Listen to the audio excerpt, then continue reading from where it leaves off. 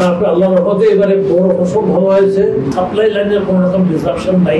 ৫৩ লাখ পরিবার ৬ মাস তারা ৩০ কেজি করে চাল পাবে। গত বছরে ২০২৪ সালে ১ জুলাই খাদ্যশস্যের মজুদ যা ছিল তার চেয়ে এবারে ১ জুলাই মজুদের পরিমাণ ৩ লক্ষ টন বেশি। তারপরে আল্লাহর রহমতে এবারে বড় ফসল ভালো হয়েছে। ব্যাপারটা হচ্ছে কি, চালের দাম প্রথম কিছুটা বেড়েছে, আমরা কিছুটা বেড়েছে এবং কিছুটা আমরা এর জন্য যেগুলি হচ্ছে ২-৩ কারণ হয়। এক হচ্ছে মার্কেটে শর্ট হলে এটা হয়। ২ নাম্বার কথা হচ্ছে যদি আমাদের সাপ্লাইয়ের পরিমাণ যদি কমে যায় তাহলে এটা হয়। আসলে আমাদের সাপ্লাই লাইনের কোনো রকম ডিসরাপশন নাই।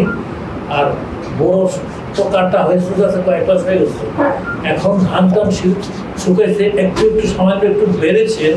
আমরা আবার ইন্টারভেনশন করা শুরু করবো ইনশাল্লাহ। ইন্টারভেনশন করতে যাচ্ছি আমাদের আগামী মাস থেকে ইনশাল্লাহ, আগামী মাস থেকে এবং শুরুতে না হোক মাঝামাঝি আমরা শুরু করবো খাদ্য বান্ধব কর্মসূচি।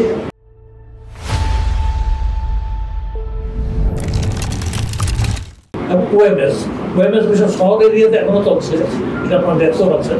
শুরু করবো যখন আমাদের ওই কর্মসূচিগুলি মাঠ পর্যায়ে চালু হবে, তখন এই লোকের যারা আপনার বিশেষ করে খাদ্য বান্ধব কর্মসূচিতে মোট বেনিফিশিয়ারি আছে এবারে ৫৩ লাখ লোক, ৫৩ লাখ পরিবার ৬ মাস তারা ৩০ কেজি করে চাল পাবে। যে ৬ মাস তারা ৩০ কেজি করে চাল পাবে, তারা বাজারে চালের জন্য যেতে হবে না। এতে করতে বাজারের চাল উপর মানে চালের তারা বাজারে চাল না গেলে বাজারের উপর চাপ কম পড়বে। এতে করতে যে দাম বাড়ানোর প্রবণতা আশা করছি কমবে। আর এতে হলে যে আমরা বাজারে যে খাদ্য সংগ্রহ করেছি সেটা কিন্তু এটা আপনার মানে আমাদের জন্য না, এখানে খাদ্য বান্ধব কর্মসূচি যাবে, ওএমএস যাবে, বিভিন্নভাবে যাবে। তখন আশা করছি ইনশাল্লাহ বাজার স্থিতিশীল রাখার মতো ক্যাপাসিটি দিতে সরকারের গুদামে। প্রথমেই তো বললাম গত বছরের ১ জুলাই চেয়ে এই বছরের ১ জুলাই ৩ লক্ষ মেট্রিক টন চাল বেশি আছে।